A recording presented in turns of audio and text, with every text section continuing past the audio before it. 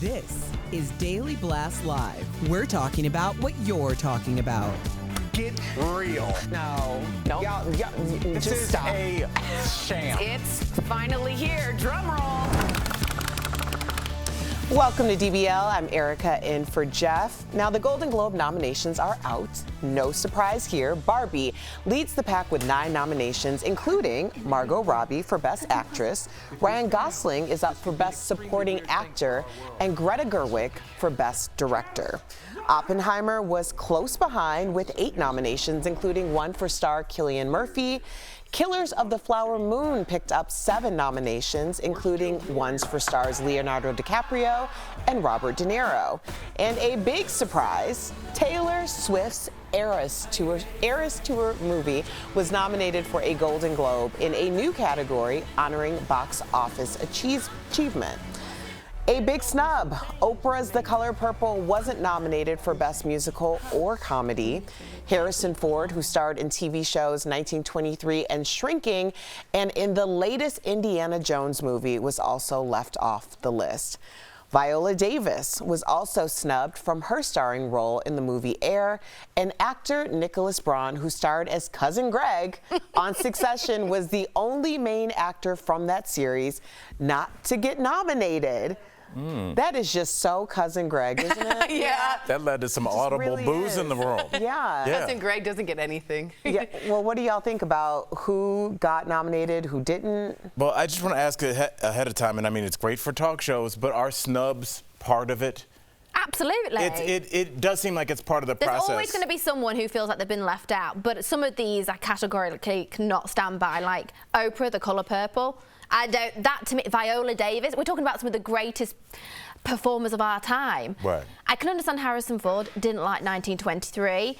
Feel bad for Greg, but he wasn't the star of the show. Totally. But some of the others, no. And let me say this, Al, to back up what Steph's saying is, if they didn't already have an issue with diversity, okay, you snubbed Viola Davis and Oprah. That's kind of weird, or The Color Purple. The Color Purple. Because they do have such a strong diversity problem, it's a little more like in neon lights that they left off the color Purple and Viola Davis. And I'm not saying they should be just because they're people of color, right, but it's a little odd. I just want you to know, in 2021 in February, if you don't remember, the LA Times published an expose revealing that there were 0 black members within the awards voting body. They tried to fix it. They've tried a lot. But at this point, if I'm the Golden Globes, you're at the last year's ceremony, experienced its second lowest ratings. I don't know if I might take a step back if you're the Golden Globes. I feel like the Golden Globes in this award season is more like the Friends of Awards because of the actual pool of people who are voting. Even when you diversify it, it does become like a popularity. Right. So to me, sometimes when you do get like a Viola Davis and you get Color Purple, it almost cannibalizes because it's such a Friends of voting system. So I don't know how you fix that, but I do understand why people are a little bit more disinterested in this one in particular. Yeah, well, I do too. Well, I think there's 2 things at work here. One, obviously, as a society, we kind of overhauled and we realized that the old Golden Globes, at least some people realized that the old Golden Globes where Ricky Gervais would skewer people, and people were getting hammered at those tables. I mean, there'd be 4 or 5 bottles of hard liquor on. It was a kind of raucous event. And I think I would see the clips of like Tom Hanks gets roasted because no one talks to Tom Hanks like that. So that was part of the appeal of the Golden Globes. On a totally kind of more serious side of it, when you ask an award ceremony to be more diverse in their thought and in their voting, I feel like, I looked up the following year after that controversy, Best Director was a woman.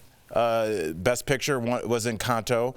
Best Musical was West Side Story. Best Male Performer was Will Smith.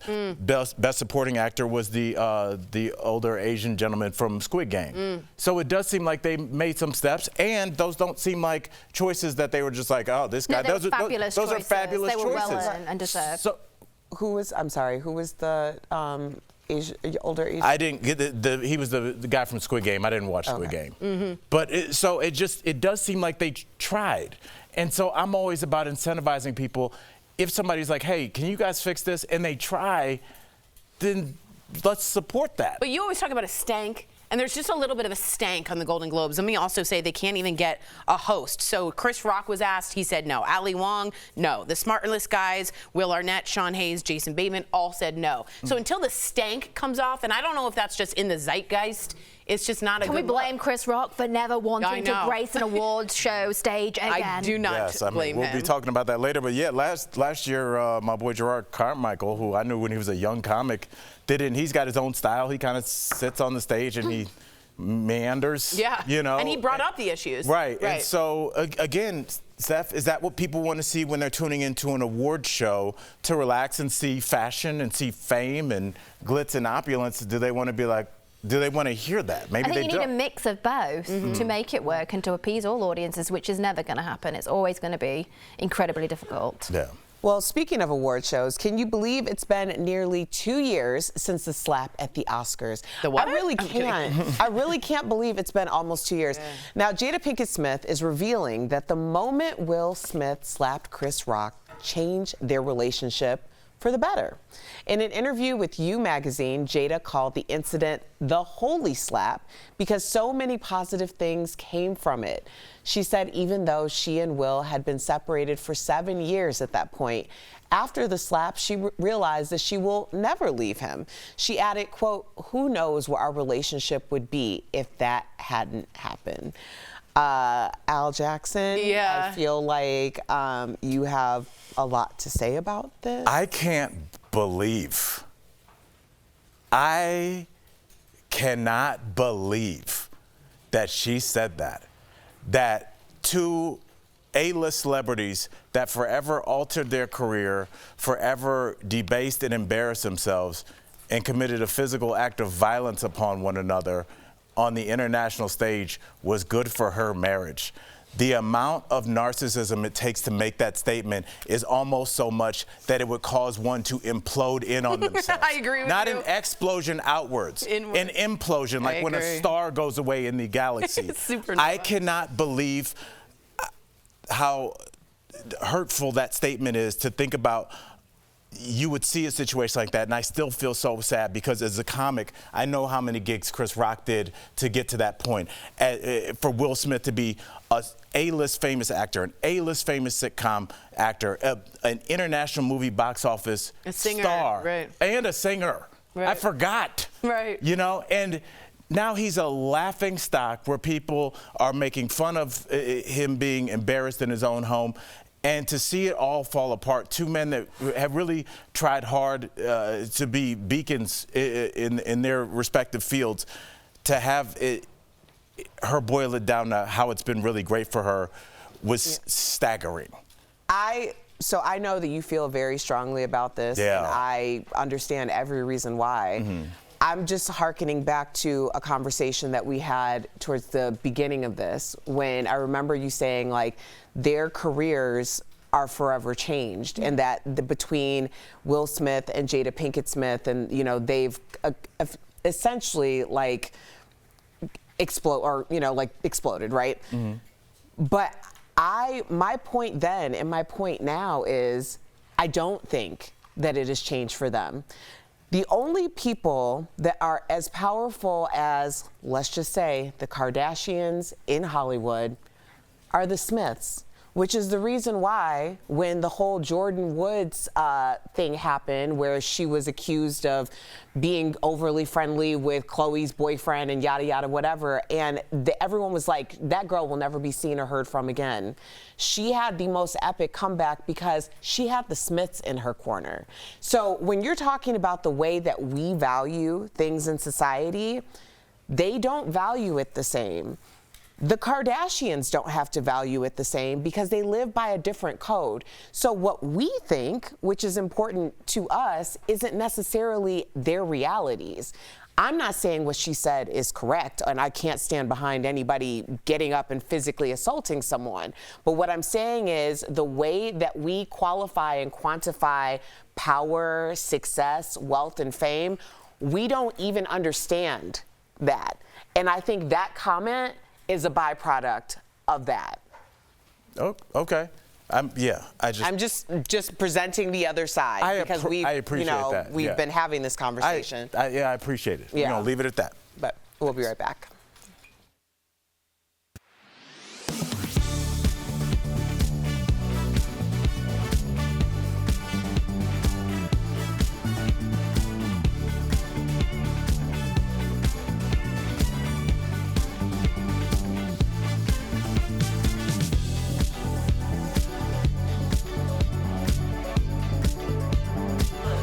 Okay, so Tor and Steph, we didn't hear you guys get in on the Will and Jada thing at the end. My overall point is just that when people buy tickets to go see Will Smith, he's a masculine leading man, and I felt like that brand had been damaged. That was really my point. So what do you guys think about what we had to say, and what do you guys think overall? If I were the PR person for Jada Pinkett Smith, I would say stop book touring, stop going to magazines, sit down for a little bit and try and get out of the public's way, because I think she's way overexposed, and I think she's an incredibly narcissistic, and I completely agree with you when you say the holy slap.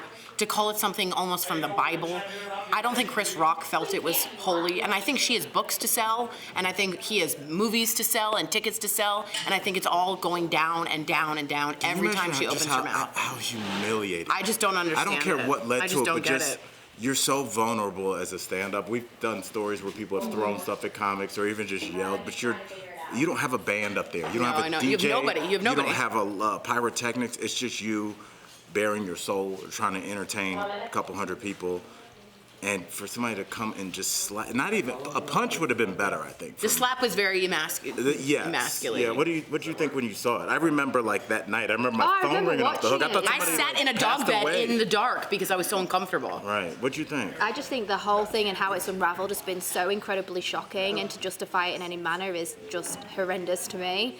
I think we've seen Will's career completely flop. I think, they're a powerful family in Hollywood, but so are, Beyonce and Jay-Z, so are the Kardashians, so there's like so many, and as Erica said, they play by different rules, but are there any rules that anyone with normal compass in society would ever want to live?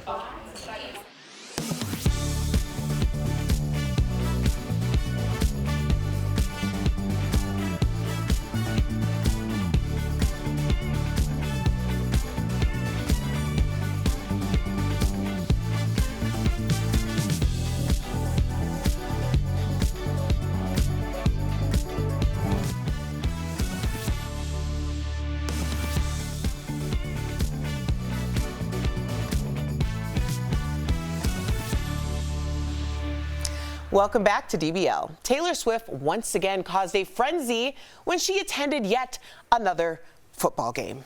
Taylor was spotted entering Arrowhead Stadium in Kansas City with side-swept bangs and a vintage Chiefs sweatshirt to watch Travis Kelce take on the Buffalo Bills.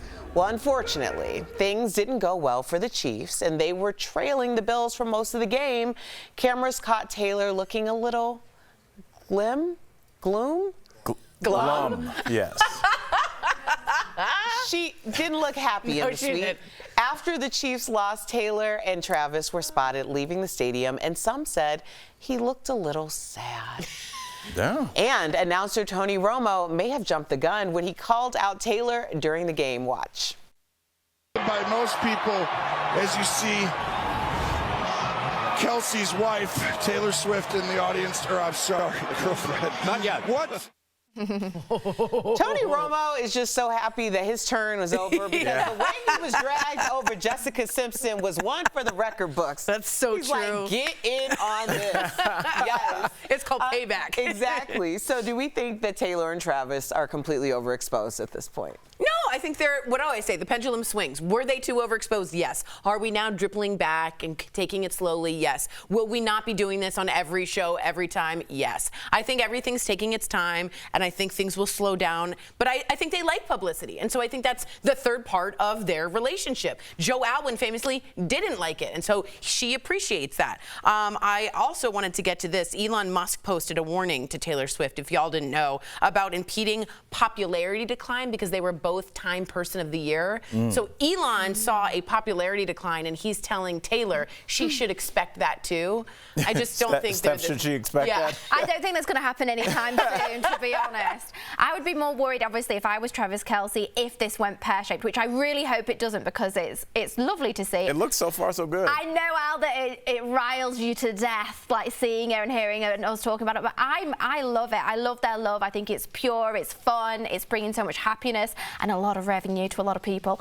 Yes. So I'm here for it. I do want to say this, because you guys know, for as much as I am a curmudgeon, I love to. Love. I love, not love. What am I, Hallmark Club? Sorry. No, I love music. And so I have been talking with somebody here on the DBL staff, and they have been sending me Taylor Swift songs, and I have been reviewing them, and hopefully we will do a segment. So I did Maroon last Friday. What? So yeah, I'm like, I never shut down anything. Apparently, you were very affected by Maroon. You'll hear, honestly, so far so good. I really dug that song. She's got good lyrics. I'm open. She's a good lyricist. I'm open. Very good lyricist. If there's one thing I love on this planet, it is an Al Jackson review. Yeah. Okay. Honestly, he does the best reviews. does. Coming up on DBL, we're talking with Harry Hamlin all about Christmas cooking special. Next.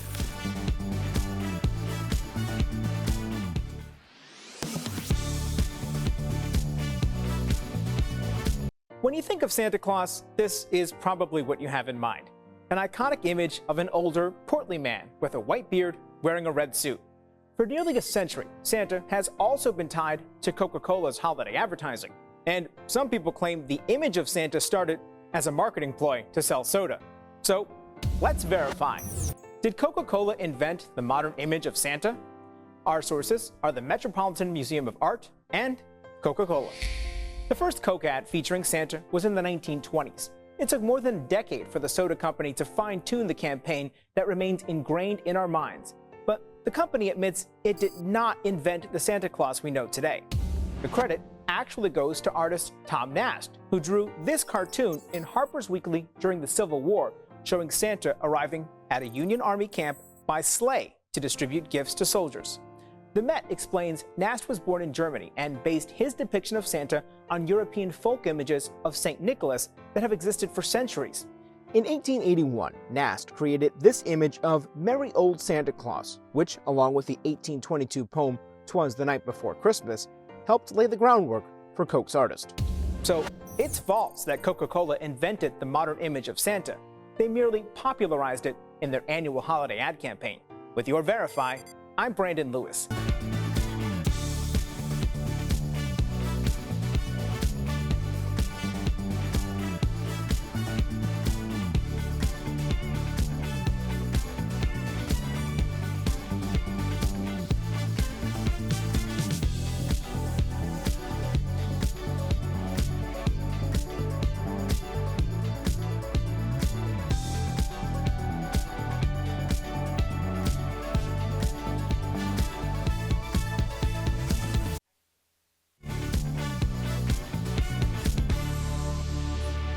Welcome back to DBL. You've seen his cooking skills and famous sauce on The Real Housewives of Beverly Hills. Now we get to even see more of his signature dishes in his very own cooking show. Earlier, we spoke with Harry Hamlin, and our guest panelist, Corinne Kaplan, was here. Take a look. All right, sir, you have been crowned king of the bolognese. I say that I spent a year abroad in Italy. After your sauce became a star, really, in The Real Housewives, I want to know, are you planning on gifting the sauce to people this Christmas? And can we get the recipe, or is it like a private secret? Give away his recipe. I'm just asking. Well, the recipe is kind of secret. Okay. I am keeping that under wraps. It's not very complicated, but it's a little bit different from other recipes. And yes, I am. I have about 20 bottles in the freezer right now that I made up last week, and they're going out to, my close friends. You know, Harry, I got to ask you, because you cook with your niece, but she's a classically trained chef. So I got to ask you, do you ever try and outdo her on dishes, or is it a little intimidating? Are you kidding me? I don't know what I'm doing. And here's something that is kind of ironic. I have never seen a cooking show of any kind. No way. So cooking shows do not interest me in the least, and so I've never watched one. So I have no idea what they're supposed to look like. I have no idea, where you're supposed to be, what you're supposed to say, what you're supposed to do. I don't know. I'm just cooking the food. And I brought in my niece because AMC came to me and they asked me to do a cooking show. And I kind of go, what? Why me? And I guess it's because of the things you said. Actually, I think the wives of the executives had seen that on The Real Housewives. Right. And so they went to the execs and said, you got to give him a cooking show. Oh, well, anyway. I said, well, look, the only way I'm going to consider doing this is I have one condition. I have to do it with my niece, who is a trained cordon bleu chef. Wow. She's an executive chef. She helped create the menu for Pret a Manger and Le Pain Quotidien. So she's bona fide. And I'd say so. Yeah.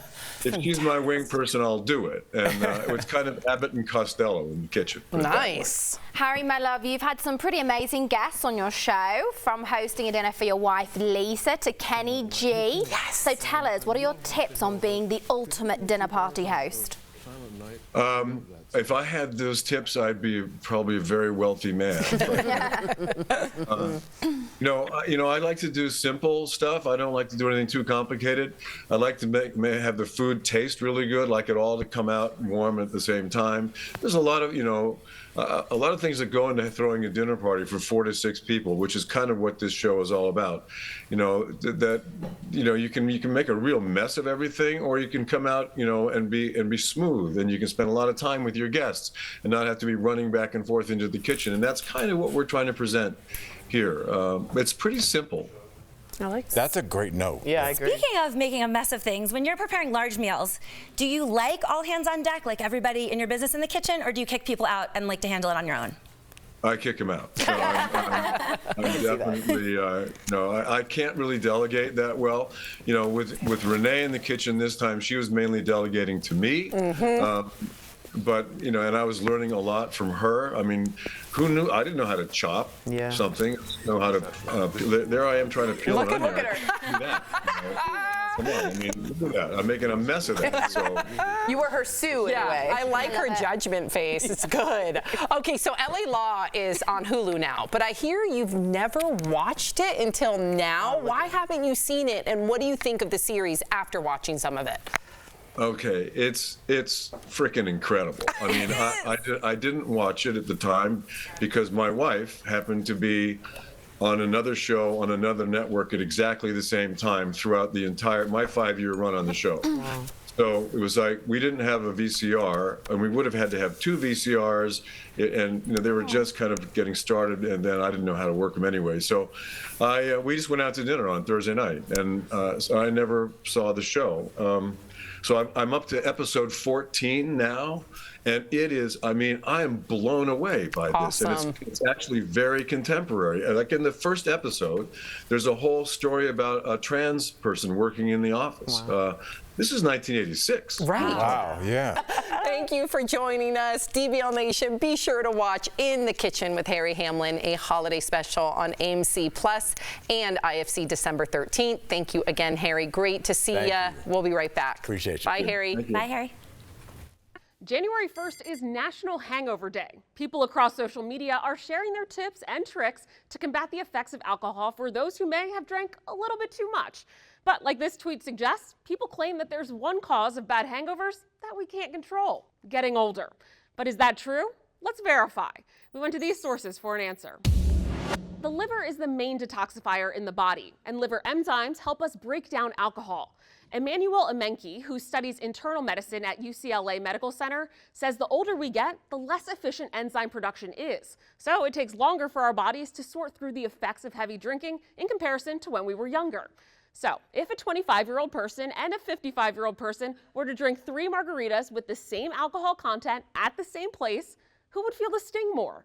Ameniki says more than likely it would be the 55-year-old. The reason being that the younger person has organs that are more efficient, has blood flow that is understandably faster and reaches more areas, and also has the ability to have his tissues, which are more sensitive, clear the toxin much faster than the older person.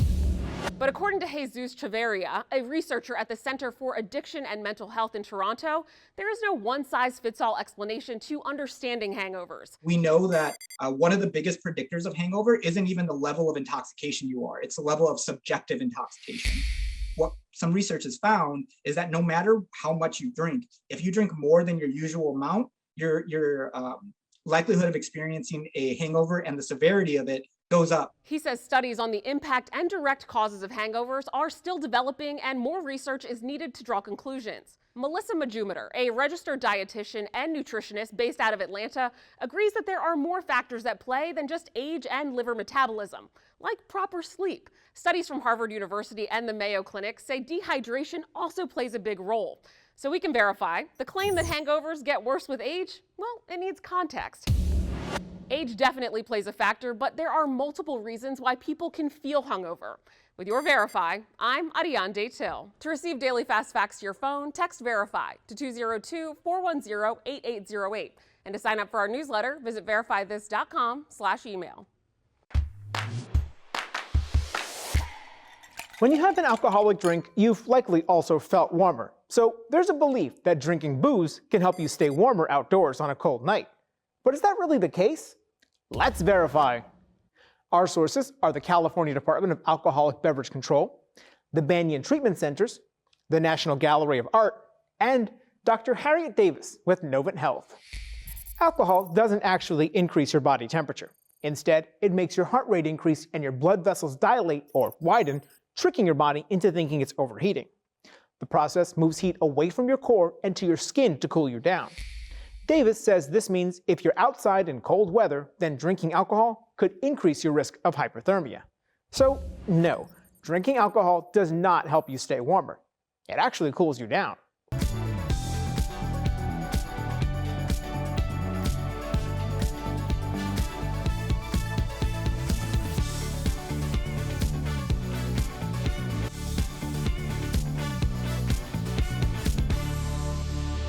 Welcome back. The holidays are here and many people are starting to think about New Year's resolutions, with most of us focused on improving our health. It's time for some joint and muscle support brought to you by Omega XL. If you want to achieve your goals in the new year, experts recommend making resolutions that are specific, measurable, and reasonable. So instead of committing to your dream body, consider things like getting 8 hours of sleep, eating a healthy breakfast, or taking your vitamins. Omega XL has improved the lives of millions of consumers, supported by 30 years of clinical research. Omega XL's powerful and proven benefits have transformed the lives of athletes, celebrities, and dedicated daily users. Call 1-800-814-6985 or visit OmegaXL.com for more information. The 8 hours is everything to me. You know me, I'm so bad because I'm always like, I can do these last two things. You know, I like to make my videos that do that late at night. But, you know, I've been getting sleep and I'm like, I see there's something to this. Yeah. I slept this weekend. It's everything. DBL is new. We'll be back tomorrow, same time, same place.